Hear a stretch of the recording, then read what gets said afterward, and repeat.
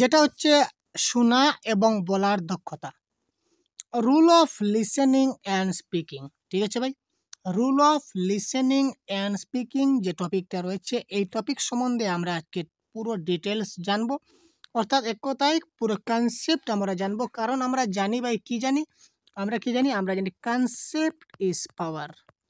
যদি আপনারা প্রত্যেকটা বিষয়ের যদি কনসেপ্ট খুব ভালো করে বুঝে নিতে পারেন, তাহলে এমসিকিউ আপনার 100% কনফার্ম করতে পারবেন।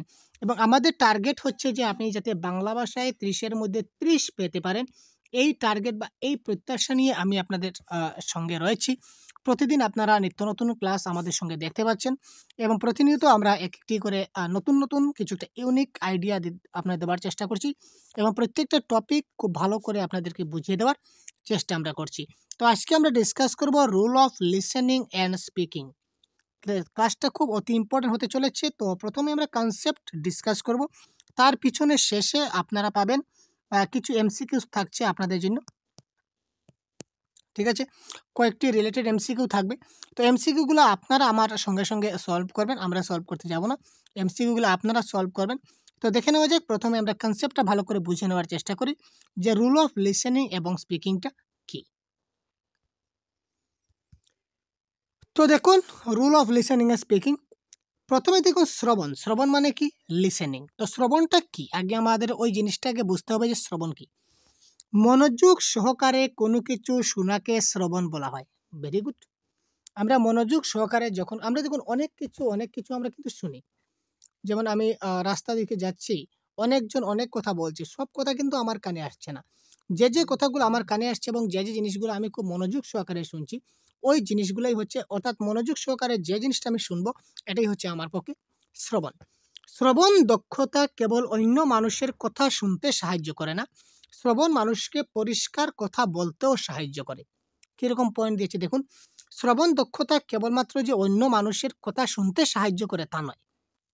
অর্থাৎ শ্রবণের মাধ্যমে আমরা শুধু যে অন্যের কথা শুনবো এরকম কোনো কথা নয়।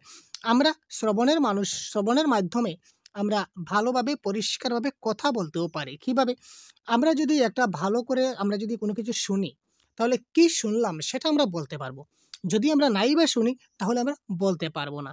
সুতরাং শ্রবণ যদি ভালো করে আমরা শুনি, তাহলে ভালো করে আমরা কথা বলতেও পারি। এই ক্ষেত্রে একটা কথা বলা হয় যে ভালো বক্তা হতে গেলে প্রথমে ভালো শ্রোতা হতে হবে। যেকোনো ভাষায় শ্রবণের ক্ষেত্রে মনোযোগ ব্যাপারটি খুবই প্রয়োজনীয়। আমি এখানে পয়েন্ট টু পয়েন্ট ডিসকাস করব, যাতে করে আপনাদের মিস না হয় কোনো একটা পয়েন্ট। যেকোনো ভাষায়, শুধুমাত্র একটি, এখানে কোনো ভাষা পার্টিকুলার কোনো ভাষা নেই, যেকোনো ভাষায় শ্রবণের ক্ষেত্রে মনোযোগ ব্যাপারটি খুব প্রয়োজনীয়। আপনি যদি মনোযোগ দিয়ে যদি জিনিসটাকে শ্রবণ করেন, তখন আপনি জিনিসটা বুঝতে পারবেন, কি বলেছে সেটা আপনি অনুমান করতে পারবেন। আর যদি উইদাউট মনোযোগ ছাড়া যদি আপনি কোনো জিনিস শুনেন, শ্রবণ করেন, সেটাকে আপনাকে শ্রবণ বলা হবে না। তার কোনো ভূমিকা থাকছে না শ্রবণের ব্যাপারে। সুতরাং যেকোনো ভাষায় শ্রবণের ক্ষেত্রে আপনাকে মনোযোগ দিতে হবে। নেক্সট পয়েন্ট কি বলেছি দেখুন, যেসব শিক্ষার্থী শ্রেণীকক্ষে ভালোভাবে মনোযোগ দিতে পারে, তারা ভালো শ্রোতা হতে পারে। তো ভালো শ্রোতা কারা? প্রশ্ন আপনাদের আসে, বা একটা আপনার প্রশ্ন আসে না আপনাদের মাথায়, যে শ্রোতা তো আমরা সবাই, কিন্তু ভালো শ্রোতা কে? যেসব শিক্ষার্থী বা যারা শ্রেণীকক্ষে ভালোভাবে মনোযোগ দিতে পারে, যে কোনো কথা যে ভালোভাবে মনোযোগ দিয়ে শুনতে পারে, সেই হচ্ছে ভালো শ্রোতা। তো আমরা যেহেতু টেট পরীক্ষার প্রিপারেশন করছি, তাহলে আমাদের রিলেট থাকবে ক্লাসরুম, শ্রেণীকক্ষ, শিক্ষার্থী, এইসব নিয়ে আমাদের ডিসকাস করতে হবে। সুতরাং যেসব শিক্ষার্থী শ্রেণীকক্ষে ভালোভাবে মনোযোগ দিতে পারে, তারাই ভালো শ্রোতা হতে পারে। ঠিক আছে, নেক্সট পয়েন্ট দেখি।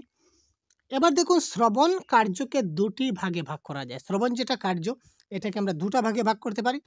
নাম্বার 1 হচ্ছে কি একপাক্ষিক শ্রবণ, আর নাম্বার 2 হচ্ছে কি দ্বিপাক্ষিক শ্রবণ। তো একপাক্ষিক শ্রবণ মানে কি? বক্তা, বার্তা এবং শ্রোতা। বক্তা কি বলবেন? একপাক্ষিক শ্রবণ মানে বক্তায় বক্তৃতা দিচ্ছেন, এই বার্তাটা ডাইরেক্ট সরাসরি শ্রোতার কাছে পৌঁছেছে। কিন্তু শ্রোতা এখানে কিন্তু কোনো যে উল্টা রিয়াকশন কিছু করবে, সেটা কোনো কথা নয়। যেমন এক্সাম্পল স্বরূপ আমরা ধরে নিই রেডিও। আমি ধরে নিই রেডিও চলছে। ঠিক আছে, রেডিও চলছে, রেডিওতে কোনো একজন বক্তা তিনি বক্তৃতা দিচ্ছেন, আর আপনি ঘরে বসে রেডিওটা চালিয়ে রেখেছেন। তো আপনি ঘরে বসে রেডিওটা শুনছেন। তো রেডিও বক্তা যা বলছেন সেটাই আপনি শুনছেন। আপনি কিন্তু এই ব্যাপারে কোনো কিছু রেডিওর সঙ্গে কিন্তু আপনি কি বলবো কমিউনিকেশন করতে পারছেন না। আপনি কথাবার্তার মধ্যে ইন্টারেকশন করতে পারছেন না। আর দ্বিপাক্ষিক শ্রবণ কি? বক্তা, বার্তা, শ্রোতা। আবার শ্রোতা, বার্তা, বক্তা। অর্থাৎ বক্তায় যেটা কথা বলবে সেই বার্তাটা শ্রোতার কানে পৌঁছবে। আবার শ্রোতাও যখন সেটাকে রিঅ্যাকশন করবে, মানে এটা না আপনি যে বললেন সেটা তো এরকম না, সেটা ওরকম হবে। তো এই কথাটা উল্টা গিয়ে বক্তার কাছেও গিয়ে পৌঁছলো। অর্থাৎ যেমন আপনি আপনার সঙ্গে সামনাসামনি বসে বসে কথা বলছি। যেমন ধরুন না, লাইভ এক্সাম্পল আমরা দেখিনি, লাইভ এক্সাম্পল বর্তমানে আপনি আমার ভিডিও দেখছেন। ভিডিও দেখার সঙ্গে সঙ্গে আপনার মনে হলো যে আপনি আমাকে একটা প্রশ্ন করবেন, কিন্তু আপনি আমাকে এবার প্রশ্ন করতে পারছেন না ডাইরেক্ট, কারণ আমি আপনাকে সরাসরি পাচ্ছি না। যেহেতু আপনি কমেন্ট বক্সে কমেন্ট করুন, আপনাদের যদি আমি বলে থাকি যে কমেন্ট বক্সে কমেন্ট করুন, তো আমি আপনাদের আনসার দিয়ে দেবো। তো আপনারা কমেন্ট বক্সে কমেন্ট করবেন, আমি পরে আনসার দেবো কমেন্টের মাধ্যমে। কিন্তু সরাসরি আপনি কিন্তু এখন প্রশ্ন করার সঙ্গে সঙ্গে আমি কিন্তু এখনই আপনাকে আপনার মুখের উপরে আমি কিন্তু উত্তরটা দিতে পারবো না। দ্যাট ইজ কল একপাক্ষিক শ্রবণ। কিন্তু আপনি যদি আমার সামনে থাকতেন এবং আমি যদি আপনার অফলাইন ক্লাস নিতাম, কোনো একটা ক্লাসরুমে বসে, অফলাইন ক্লাসরুমে বসে আমি এই ক্লাসটা নিতাম, তখন আপনি সামনাসামনি রয়েছি। তো সামনাসামনি রয়েছি, তো একটি প্রশ্ন আমি আপনাকে বুঝাবার চেষ্টা করছি। জিনিসটা আপনি হয়তো বুঝে গেছেন বা হয়তো জিনিসটা আপনি বুঝতে পারেননি। তো না বুঝলে আপনি তাড়াতাড়ি বলবেন যে, "স্যার এই জিনিসটা তো কি আপনি এভাবে বললেন, আমি ঠিক বুঝতে পারিনি।" তখন সঙ্গে সঙ্গে আমি আপনাকে এই প্রশ্নের আনসারটা দিলাম। অর্থাৎ আপনি যে কথাটা বললেন সেটা কিন্তু আমার কানে এসে পৌঁছালো এবং আমি আপনাকে সেটা সে উত্তর হিসাবে আমি আপনাকে রিপিট দিলাম। ঠিক আছে? কিন্তু এবার আপনি হয়তো অনেক প্রশ্ন করছেন আমাকে ভিডিও দেখতে, দেখতে বা অনেক কিছু ভাবছেন আমাকে নিয়ে। কিন্তু কি ভাবছেন, আমাকে নিয়ে কি বলছেন আমি কিন্তু কোনো কিছু বুঝতে পারছি না। অর্থাৎ আমার কান পর্যন্ত সেটা মানে পৌঁছাচ্ছে না। দ্যাট ইস কল্ড একপাক্ষিক আর দ্বিপাক্ষিক। আশা করি বুঝতে পারলেন। নেক্সট। দেখুন একপাক্ষিক শ্রবণের কিছু উদাহরণ খুব সুন্দরভাবে দেওয়া আছে কি? একপাক্ষিক শ্রবণের কিছু উদাহরণগুলো আমরা একবার দেখে নেব এক ঝলক। শ্রেণীকক্ষে শিক্ষকের বক্তৃতা। শ্রেণীকক্ষে যখন শিক্ষক বক্তৃতা প্রদান করেন, লেকচার মেথডে যখন তিনি ক্লাস করেন লেকচার মেথডে, তখন লেকচার মেথডে কি হয়? শিক্ষক মানে শুধু বলতেই যান, বক্তৃতা দিতে থাকেন। শিক্ষকরা শুধু ছাত্ররা শুধু শুনতে থাকে। দ্যাট ইজ কল্ড একপাক্ষিক। পরীক্ষার সময়সূচি শ্রবণ। তোমরা ক্লাসরুমের যে পরীক্ষা আসছে, পরীক্ষার সময়সূচি সেটা তোমরা শুনে নাও। এখানে ছাত্রদের কোনো কিছু করার থাকে না। শিক্ষক বললেন, ছাত্ররা সেটা নোট ডাউন করে নিল। যে আজকে তোমাদের বাংলা পরীক্ষা, কালকে তোমাদের ইংলিশ পরীক্ষা, সেখানে কোনো কিছু বলার থাকে না। বা রেডিও, দূরদর্শন থেকে আগত শব্দ, আমি যে কথাটা বলেছিলাম, রেডিও বা দূরদর্শন থেকে আগত শব্দ। বা টেলিফোন দপ্তরের রেকর্ড করা বক্তব্য। অনেক সময় কম্পিউটার টেলিফোন দপ্তর থেকে আমাদের কাছে অনেক রেকর্ডিং ফোন আসে যে आपका मोबाइल का रिचार्ज खत्म हो गया है, जल्द से जल्द आप रिचार्ज कीजिए। ওটা কিন্তু তারা বলবে আপনাকে কম্পিউটারের মাধ্যমে। কিন্তু আপনি যদি সঙ্গে বলেন যে আমার কাছে এখন পয়সা নেই, আমি রিচার্জ করতে পারবো না, আপনার কথাটা কিন্তু তারা শুনবে না। তারা বলে দেবে। দ্যাট ইজ কল্ড একপাক্ষিক শ্রবণ। ঠিক আছে? আরো হতে পারে যেমন কোনো পাবলিক অ্যানাউন্সমেন্ট। মাইকে কোনো একটা পাবলিক অ্যানাউন্সমেন্ট করে যাচ্ছে, আপনি ঘরে বসে শুনছেন। দ্যাট ইজ কল্ড একপাক্ষিক শ্রবণ। ঠিক আছে? এবার দেখুন দ্বিপাক্ষিক শ্রবণের উদাহরণ কি? যেখানে ২ পক্ষের যোগাযোগ যেখানে ঘটছে, ২ পক্ষের যোগাযোগ যেখানে ঘটবে সেটাই হবে কি? দ্বিপাক্ষিক শ্রবণ। বক্তা, শ্রোতা উভয়ই ভাবের আদান-প্রদান করেছে। বক্তা, শ্রোতা দুজনে মিলেই কিন্তু ভাবের আদান-প্রদান করছে। কিভাবে? আমি একটু আগে বুঝিয়ে দিলাম। পরিস্থিতির তারতম্যের ভিত্তিতে সেই শ্রবণের গুরুত্বের হেরফের হয়। পরিস্থিতির তারতম্যের উপর ভিত্তি করে সেই শ্রবণটার যেটা গুরুত্ব রয়েছে, গুরুত্বের সেখানে কমই বেশি হবে। শ্রোতাকে বক্তার অভিপ্রায় বুঝে উত্তর দিতে হয়। শ্রোতা যিনি রয়েছেন ওনাকে বক্তার অভিপ্রায় দেখে বা বক্তার মনের ইচ্ছাটা বুঝে উত্তর দিতে হবে। বক্তা কি বলছেন, এই বক্তার কথার ভিত্তিতে শ্রোতাকে উত্তর দিতে হবে। শ্রবণের প্রয়োজনীয়তা বিষয়ক কিছু তথ্য। নেক্সট পয়েন্ট, শ্রবণের প্রয়োজনীয়তা বিষয়ক কিছু তথ্য। কোনো কিছু জানতে হলে প্রথমে শুনতে হয়। অর্থাৎ শ্রবণ দ্বারাই ঘটে জানার সূচনা। কোনো কিছু জানতে গেলে আমাকে শুনতে হবে। যদি আমি জানতে চাই, যেমন ধরুন আমি ঘরে বসে আছি। আমি এবার ঘরে বসে আছি। আমার রাস্তা দিয়ে, আমার ঘরের পাশে রাস্তা দিয়ে আ একটা মাইকে একটা অ্যানাউন্সমেন্ট, একটা ঘোষণা দিয়ে যাচ্ছে। যদি আমি ঘোষণাটা যদি শুনতে হয় যে কি ঘটনাটা ঘটছে বা কিসের অ্যানাউন্সমেন্ট করছে সেটা আমার যদি জানার ইচ্ছা থাকে, তো ওই জিনিসটা জানতে গেলে আমাকে কি করতে হবে? ওই অ্যানাউন্সমেন্টটা শুনতে হবে। অর্থাৎ শ্রবণের দ্বারাই ঘটে জানার সূচনা। শ্রবণের দ্বারাই কিসের সূচনা ঘটে গেল আমার জানার ঘটনা। জানতে গেলে প্রথমেই আমাকে শুনতে হবে। ভাষা শিক্ষণের প্রথম স্তরে শিক্ষার্থী যাতে অন্যের কথা শুদ্ধ এবং স্পষ্টভাবে শোনার অভ্যাস গড়ে তুলতে পারে সেদিকে নজর দিতে হবে। খুব গুরুত্বপূর্ণ পয়েন্ট। ভাষা শিক্ষণের একদম প্রথম যেটা স্টেজ রয়েছে শ্রবণ, কথন, পঠন, লিখন। এই ৪ টা স্টেজ রয়েছে শ্রবণ, কথন, পঠন, লিখন। লিসেনিং, স্পিকিং, রিডিং এবং রাইটিং। এই ৪ টা স্তরের প্রথম স্তরে শ্রবণকে প্রাধান্য দেওয়া হচ্ছে, প্রথম স্তর। তারপর কথনকে, কথা বলাকে। তো দেখুন, যেহেতু প্রথম স্তরে ভাষা শিক্ষণের শ্রবণকে গুরুত্ব দেওয়া হয়েছে, সেই ক্ষেত্রে অন্যের কথা শুদ্ধ এবং ভালোভাবে স্পষ্টভাবে শোনার অভ্যাস গড়ে তুলতে হবে, সেদিকে নজর দিতে হবে। সে ছোট, ছোট শিশুরা যাতে অন্যের কথাটা খুব শুদ্ধ এবং স্পষ্টভাবে শুনতে পারে, এই ধরনের সেদিকে আমাদের নজর দিতে হবে। এবার আপনি যদি কোনো একটা ভুল কিছু বলেন ছোট ছাত্রদের সামনে, ধরে নিন একটা এক্সাম্পলের মাধ্যমে বুঝিয়ে দিই। আপনার ঘরে একটা ছোট্ট শিশু রয়েছে ৪ বছরের। ৪ বছরের শিশু রয়েছে। আপনি যে ভিডিও দেখছেন ভাই, আপনাকে বলছি এই যে ক্লাস দেখছেন, হ্যালো, অন্যদিকে মনোযোগ কেন? আপনাকে বলছি, এই যে দেখতে পাচ্ছেন। আরে ভাই, আপনি যে মোবাইল দেখছেন আপনাকেই বলছি ভাই, ক্লাসটা যে দেখছেন। ধরে নিন আপনার ঘরে একটা ৪ বছরের শিশু রয়েছে। হতে পারে আপনার ভাই, হতে পারে আপনার বোন, হতে পারে আপনার ছেলে কিংবা মেয়ে, নতুবা ভাতিজা, ভাতিজি, ভাগনা, ভাগ্নি, যাই বলুন না কেন। ৪ বছরের একটা শিশু আপনার ঘরে রয়েছে। আপনি ওই শিশুটা কিন্তু কোনো কিছু বুঝতে পারছে না। আপনি ওই শিশুটার সামনে ধরে নিন এখানে আপনি রয়েছেন, আপনি আর আপনার একজন বন্ধু রয়েছে।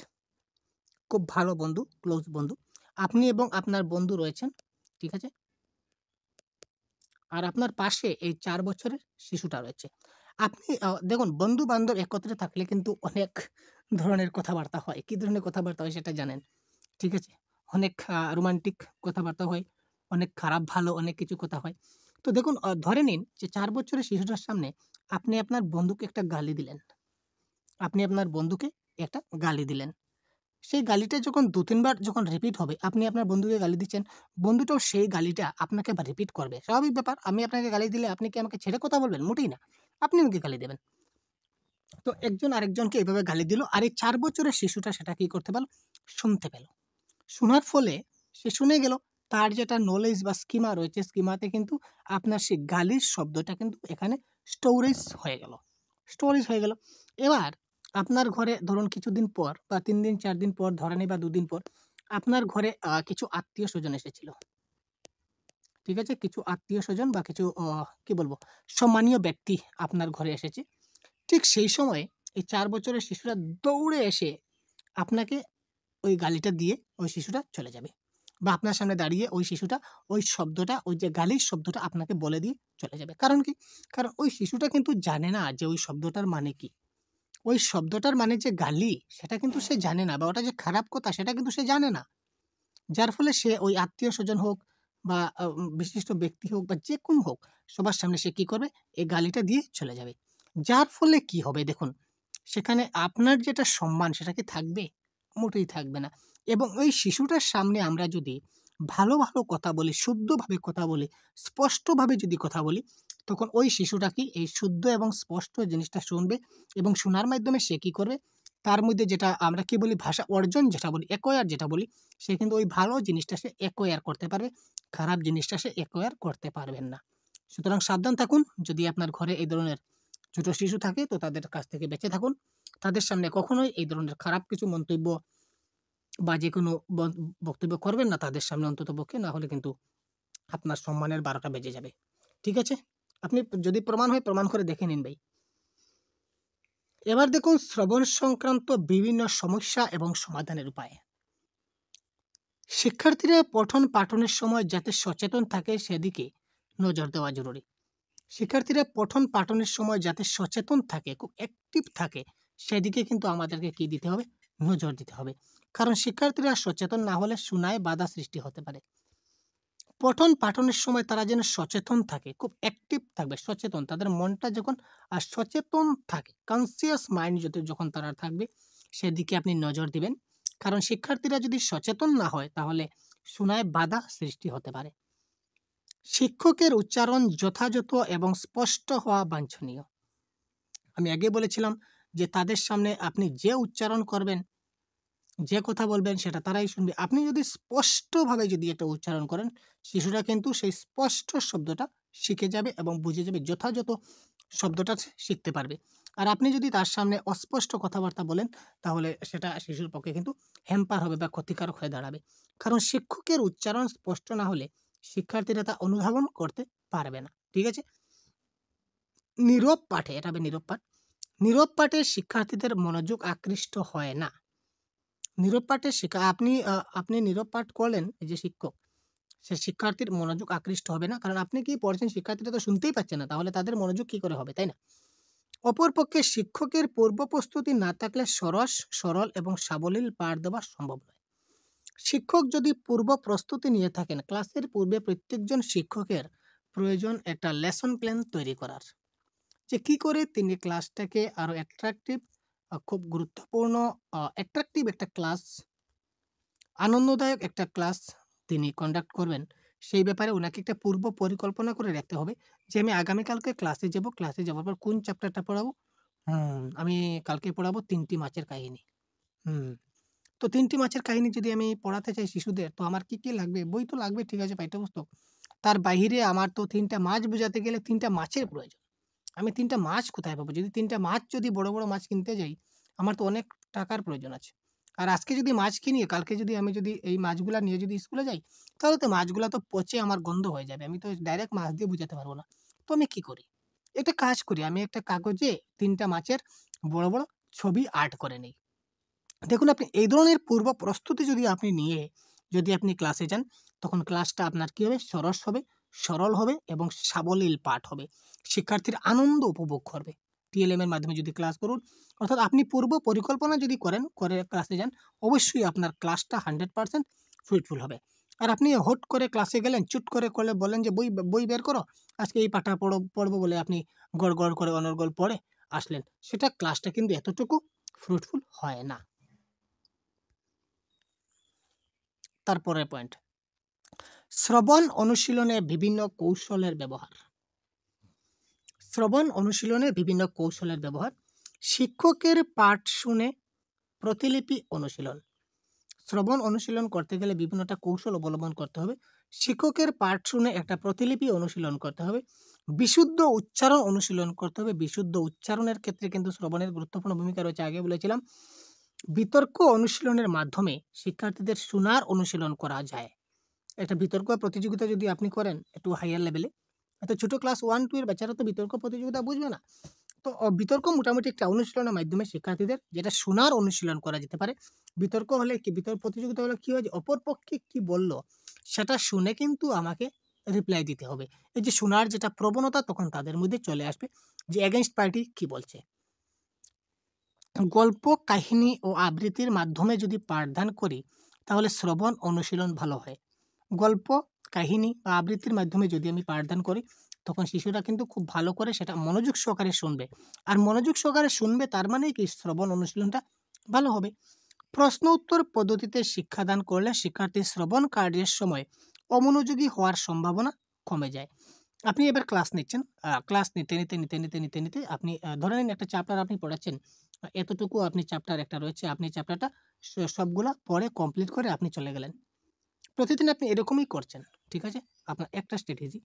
আপনি ১ নম্বর শিক্ষক। আর ২ নম্বর শিক্ষক কি করছেন দেখুন তো, ২ নম্বর শিক্ষক কি করলেন?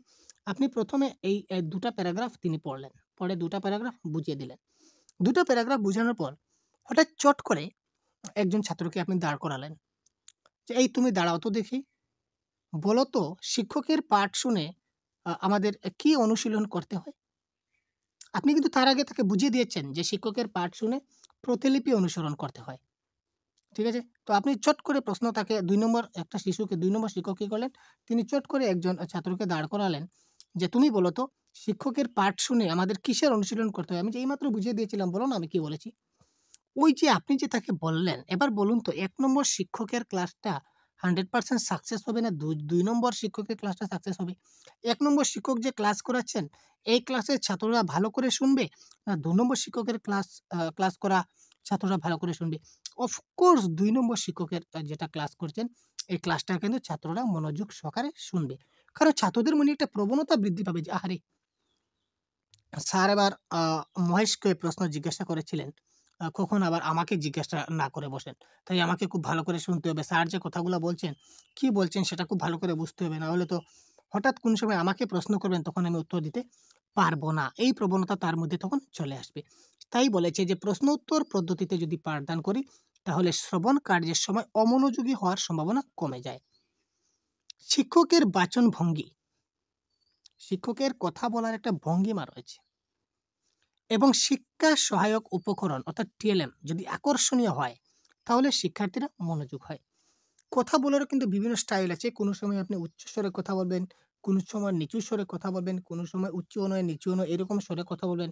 শিক্ষার্থীদের কথা বলার যেটা ভঙ্গি, এই ভঙ্গিটা যদি আপনার ঠিকঠাক থাকে এবং যদি আপনি আকর্ষণীয় টিএলএম ব্যবহার করতে পারেন, তখন এই শিক্ষার্থীরা কি ক্লাসে মনোযোগী হবে।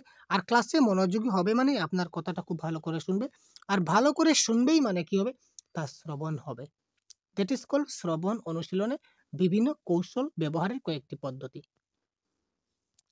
শিক্ষকের বলিষ্ঠ ব্যক্তিত্বের মাধ্যমে শ্রেণীকক্ষ শ্রোতার মতো বা আদর্শ শ্রবণযোগ্য পরিবেশ তৈরি করা জরুরি।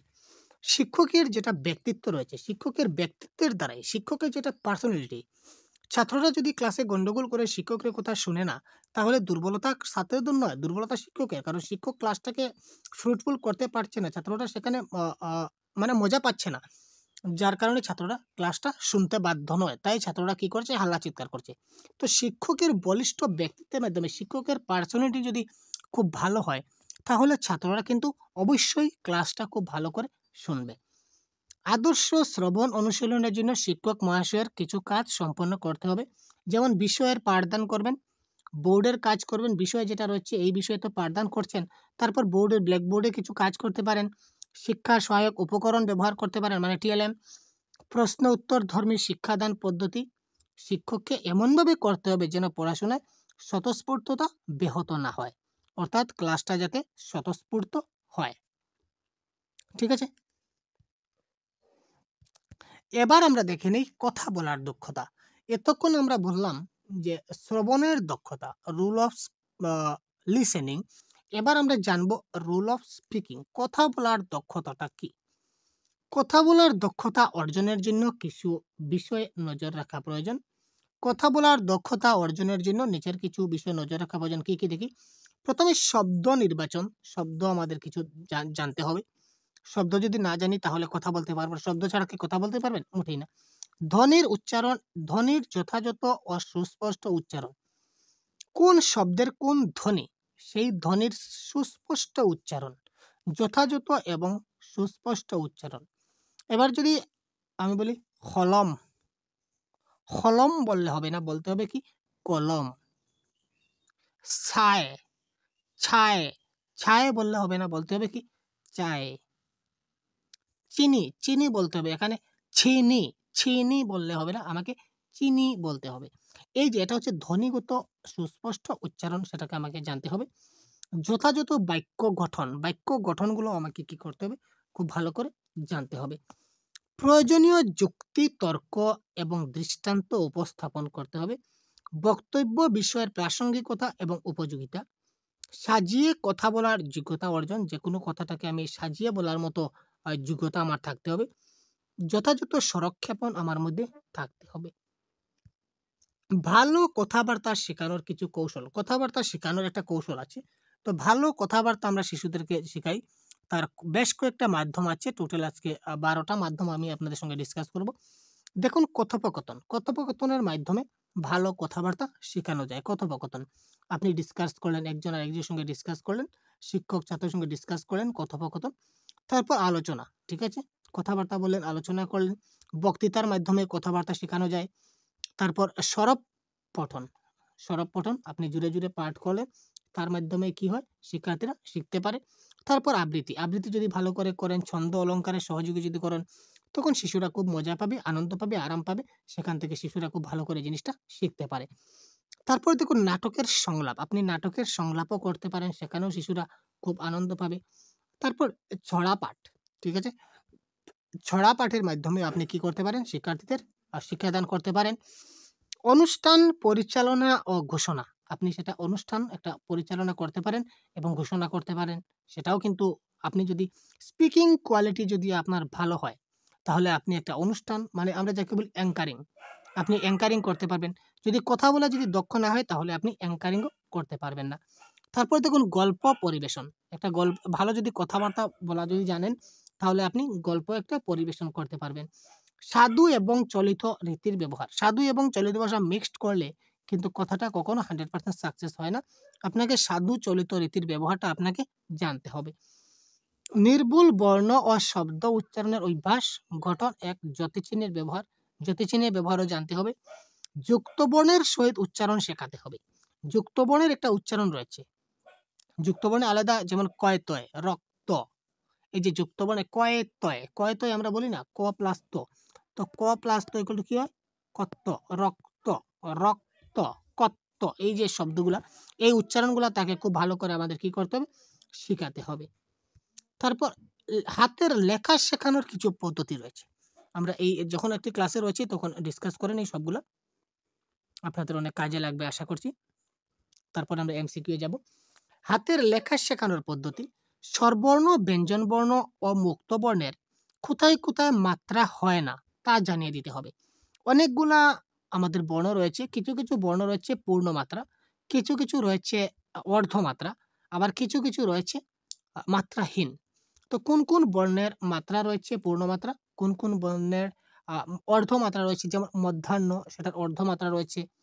যদি বলি আমরা ক, সেটার পূর্ণ মাত্রা রয়েছে। যদি বলি ও, তাহলে সেটার কিন্তু মাত্রা নাই। যদি বলি অনুস্বার, তাহলে কিন্তু এটা মাত্রা নাই। এই ধরনের যে কোন কোন বর্ণের মাত্রা নাই, কোন কোন বর্ণের অর্ধমাত্রা, কোন কোন বর্ণের পূর্ণ মাত্রা, এগুলো কিন্তু তাদেরকে খুব ভালো করে জানাতে হবে। কার বা ধ্বনি চিহ্ন সম্পর্কে জানাতে হবে। কার চিহ্ন যেমন আকার, রসইকার, দীর্ঘইকার, রসৌকার, দীর্ঘকার, কোথায় কোন সময় কি বসে সেগুলি তাদেরকে খুব ভালো করে আমাকে জানাতে হবে। যুক্ত বর্ণগুলির ছাঁচ বা স্টাইল বিশেষ রূপে শিখিয়ে দেবেন। যুক্ত বর্ণগুলি কিন্তু লেখার একটা স্টাইল রয়েছে, এই স্টাইলগুলি তাদেরকে বিশেষ রূপে শেখাতে হবে। শিক্ষার্থীদের লিখিত অক্ষরগুলি যেন স্পষ্টভাবে লেখা হয়। লিখিত যে অক্ষরগুলা লিখবে, অক্ষরগুলা যেন স্পষ্ট হাতের লেখা হয়, অর্থাৎ লেখাগুলা যেটা লিখছে সেটা যেন স্পষ্টভাবে বোঝা যায়, এইদিকে নজর দেওয়া জরুরি।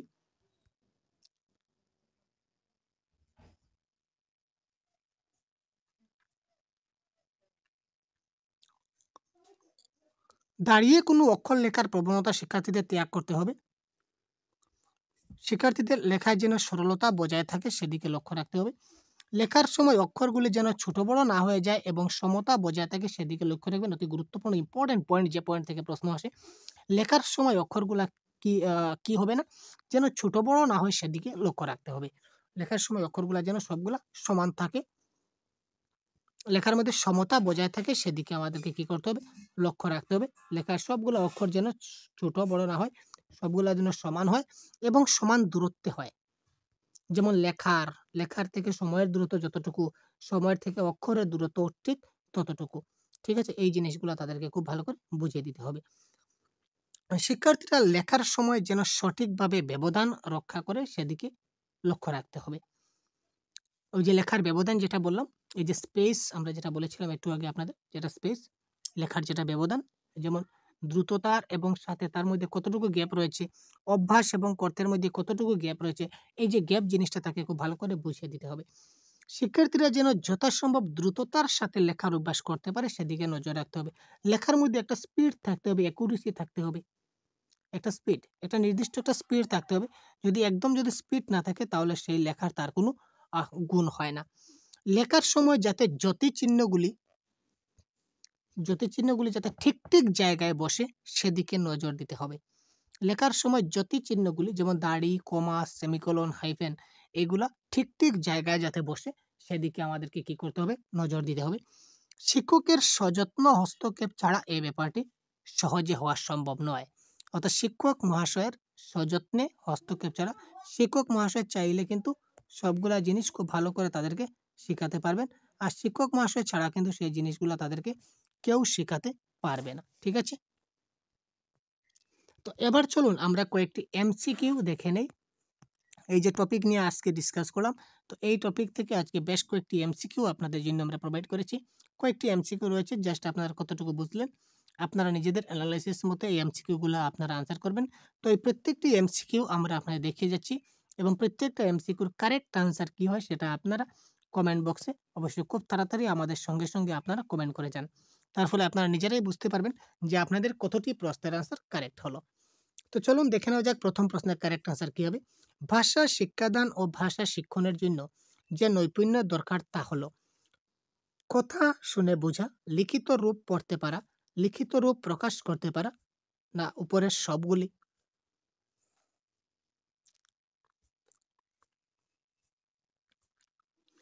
ভাষা শিক্ষাদান ও ভাষা শিক্ষণের জন্য যে নৈপুণ্য দরকার রয়েছে তা হলো ভাষা শিক্ষাদান ও ভাষা শিক্ষণের জন্য যে নৈপুণ্য দরকার তা হলো তা কি?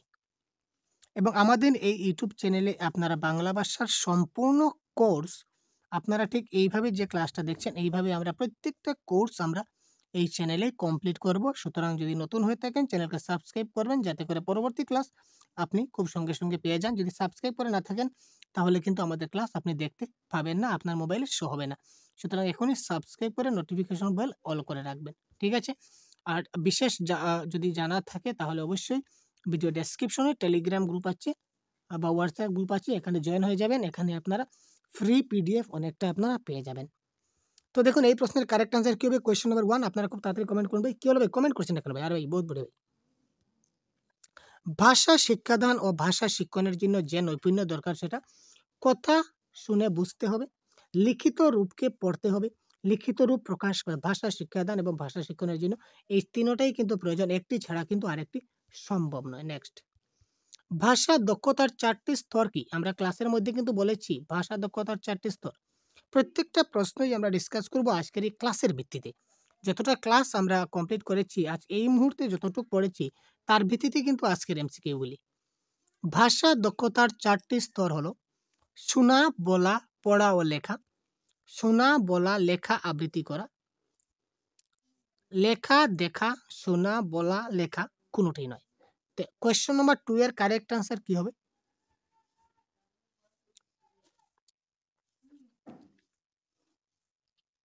কি হলো? খুব তাড়াতাড়ি কমেন্ট করুন। দেখুন আমরা আগে বলেছিলাম প্রথমে কি আসবে? প্রথমে আসবে শ্রবণ, তারপর আসবে কথন, তারপর আসবে শ্রবণ, কথন, তারপর আসবে কি পঠন, তারপর আসবে লিখন। প্রশ্নে যদি এইভাবে থাকতো অপশনে যে শ্রবণ, কথন, পঠন, লিখন তাহলে এটাও কিন্তু কারেক্ট আনসার হতো। কিন্তু অপশনে যেহেতু শ্রবণ, কথন, পঠন, লিখন নেই, তার অন্য একটা ভাষায় সেটাকে দিয়েছে, মানে সেম মিনিংটা সেমই। শোনা, বলা, পড়া এবং লেখা। শ্রবণ মানে শোনা, কথন মানে বলা, পঠন মানে পড়া, লিখন মানে লেখা। সুতরাং অপশন নাম্বার 1 যারা দিয়েছেন 100% কারেক্ট ভাই, আপনাদেরকে ধন্যবাদ। তারপর দেখানো যাক ভাষা দক্ষতায় শোনা এবং বলার মধ্য দিয়ে ভাষার যে রূপটি প্রকাশ পায়। ভাষা দক্ষতায় শোনা এবং বলার মধ্য দিয়ে ভাষার কোন রূপটা প্রকাশ পায়? ভাষার ধ্বনিময় রূপ, ভাষার দৃষ্টি নির্ভর রূপ, ভাষার ধ্বনিময় দৃষ্টি নির্ভর রূপ, না কোনোটি নয়। তো কোয়েশ্চন নাম্বার 3 কারেক্ট আনসার কি হবে?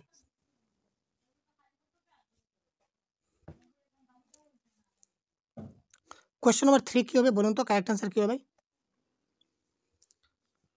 ভাষা দক্ষতা শোনা এবং বলা। ভাষা দক্ষতায় আমি শুনবো এবং বলবো। শুনবো এবং বলতে গেলে আমার ভাষার যেটা ধ্বনি, ধ্বনিগত রূপটা প্রকাশ পাবে।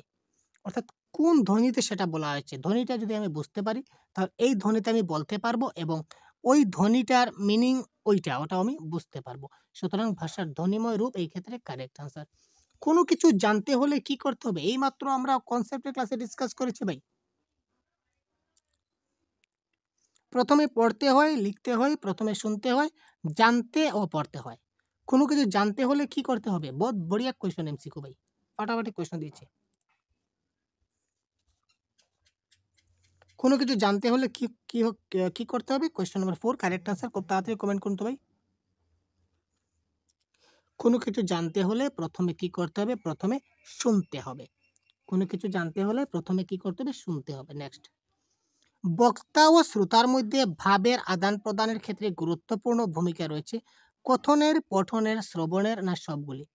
বক্তা এবং শ্রোতা এই দুজনের মধ্যে যদি ভাবের আদান প্রদান হয় তো এই ভাবের আদান প্রদানের ক্ষেত্রে গুরুত্বপূর্ণ ভূমিকা কার রয়েছে? কথনের, পঠনের, শ্রবণের না সবগুলি?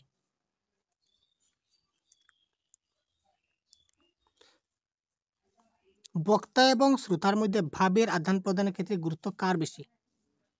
এখানে কারেক্ট আনসার হবে শ্রবণের। ঠিক আছে, আমি যদি বক্তার কথা যদি শুনতে পারি তাহলেই না আমি তার ভাবের আদান প্রদান করব, আমি তাকে রিপ্লাই দিতে পারবো। ধরে নিন আপনি এখানে রয়েছেন, আমি এখানে রয়েছি, আপনি কি বলছেন সেটা যদি আমি শুনি, যদি আমি শুনতে পাই, আমি এখানে বসে আছি, যদি আমি শুনতে পাই তাহলেই না আমি আপনার কথা রিপ্লাই দিব, আপনার ভাবের আদান প্রদান আমি করব। আর আপনার কথাটা যদি আমার কান পর্যন্ত নাই বা পৌঁছালো তাহলে আমি আপনার কথা রিপ্লাই কি করে দেব? তো বক্তা এবং শ্রোতার মধ্যে ভাবের আদান প্রদানের ক্ষেত্রে শ্রবণের ভূমিকা সবচেয়ে গুরুত্বপূর্ণ। আমাদের শ্রবণ ক্ষমতার একটা বৈশিষ্ট্য হলো সীমাবদ্ধতা, গতিশীলতা, অসীমতা না সবগুলি? শ্রবণ ক্ষমতার বৈশিষ্ট্য হচ্ছে সীমাবদ্ধতা। যখন কোনো শ্রোতাকে কোনো কিছু শুনতে বাধ্য করা হয়, যখন কোনো শ্রোতাকে কিছু শুনতে বাধ্য করা হয়, সেটা কি সকর্ণের শ্রবণ, স্বতঃস্ফূর্ত শ্রবণ, বাধ্যতামূলক শ্রবণ, বর্ণনা মারফত শ্রবণ? ধরেন আপনি একটা জিনিস শুনতে চাচ্ছেন না, আপনি একটা জিনিস শুনতে চাচ্ছেন না, কিন্তু আপনাকে জবরদস্তি না আপনাকে ওই জিনিসটা শুনতে হবে, আপনাকে শোনার জন্য সেটা বাধ্য করেছে কেউ। ঠিক আছে, এরকম হয়েছে, আপনি একটা কথা শুনে যান ভাই, না না আমি এখন শুনবো না, আমার এখন সময় নেই, আরে ভাই শুনে যান, আপনাকে শুনতেই হবে। এই যে আপনাকে ওই যে কথাটা শোনাচ্ছে ওটা কি ধরনের শ্রবণ, আপনি কি ধরনের শ্রবণ করছেন? সকর্ণের শ্রবণ, স্বতঃস্ফূর্ত শ্রবণ, বাধ্যতামূলক শ্রবণ না বর্ণনা মারফত শ্রবণ? কোয়েশ্চন নাম্বার 7 কারেক্ট আনসার ক খ গ ঘ। কমেন্ট বক্সে তাড়াতাড়ি কমেন্ট বক্সে আনসার পিন করুন ভাই, তাড়াতাড়ি কি হবে কারেক্ট আনসার। দেখি না ভাই কতজনের কারেক্ট আনসার শুদ্ধ আসছে, কি হলো ভাই আপনারা কারেক্ট আনসার দিতে পারছেন না, তার মধ্যে আপনাদের দুর্বলতা রয়েছে, আপনারা কেন নিজেদের দুর্বলতার প্রকাশ করেন? আপনি আপনি বলুন না যে স্যার আমি 30-এর মধ্যে 30 পাবো, নিজেদের মধ্যে কনফিডেন্স লেভেলটা হাই রাখুন না কেন? আমি আপনার জন্য রয়েছি, প্রত্যেকটা ক্লাস নিয়ে প্রত্যেকটা কনসেপ্ট এইভাবে বুঝিয়ে দেবো, এবং আমরা মক টেস্ট চালু করবো কিছুদিনের মাধ্যমে, আপনারা মক টেস্ট পাবেন আমাদের ইউটিউব চ্যানেলে। মক টেস্ট হচ্ছে, মক টেস্টে জয়েন হয়ে যেতে পারেন আপনারা, মক টেস্ট দিলে আপনারা নিজেরা নিজে বুঝতে পারবেন কত পেলেন কত না। ঠিক আছে, কনফিডেন্স লেভেল হাই করুন, তো দুর্বল মনে কী হবে, তাড়াতাড়ি কমেন্ট করুন। বহুত বড়িয়া বহুত বড়িয়া বহুত বড়িয়া। যখন কোনো শ্রোতাকে কোনো কিছু শুনতে বাধ্য করা হয় তখন সেটা কি হয়? বাধ্যতামূলক শ্রবণ। কার্যকরী শ্রবণের একটি শর্ত হলো, তো কার্যকরী শ্রবণের একটি শর্ত কি? মনোযোগ, প্রেষণা, বুদ্ধি না সবগুলি? Question number 8। কার্যকরী শ্রবণ মানে খুব ভালো করে যদি আমরা শ্রবণ করি তাহলে কি করে শ্রবণ করতে হবে? মনোযোগ দিয়ে শ্রবণ করতে হবে, মনোযোগ দিয়ে যেটা শ্রবণ করব সেটা আমাদের কার্যকরী হবে। শ্রবণের ক্ষেত্রে পুনরাবৃত্তি কথাটির অর্থ কি? একবার শোনা, বারবার শোনা, 3 বার শোনা, কোনোটাই নয়। শ্রবণের ক্ষেত্রে পুনরাবৃত্তি, পুনরাবৃত্তি কথাটির অর্থ কি শ্রবণের ক্ষেত্রে? এটা কারেক্ট আনসার হচ্ছে বারবার শোনা। শ্রবণের ক্ষেত্রে পুনরাবৃত্তি কথাটির অর্থ হচ্ছে কি? বারবার শোনা। নেক্সট, শ্রবণ, কথন, পঠন, লিখন এই 4 প্রকার দক্ষতার মধ্যে কথনকে রাখা হয়েছে প্রথম স্থানে, দ্বিতীয় স্থানে, তৃতীয় স্থানে না চতুর্থ স্থানে? আরে ভাই বড়িয়া কোয়েশ্চন ভাই, কি বলছেন ভাই, কোয়েশ্চনটা বড়িয়া, ফাটাফাটি কোয়েশ্চন ভাই।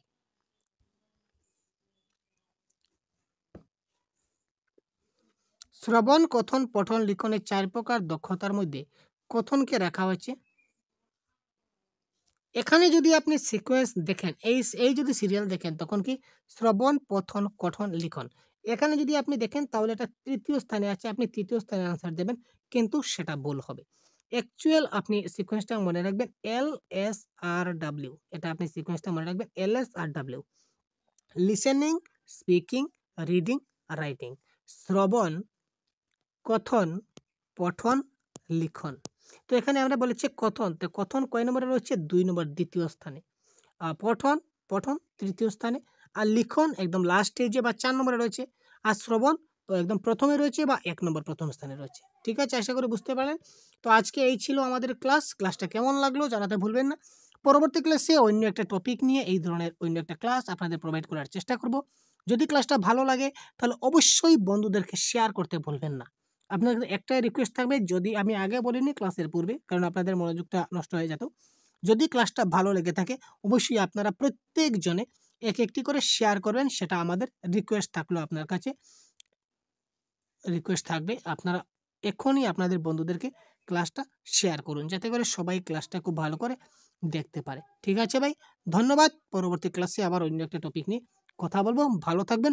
জয় হিন্দ।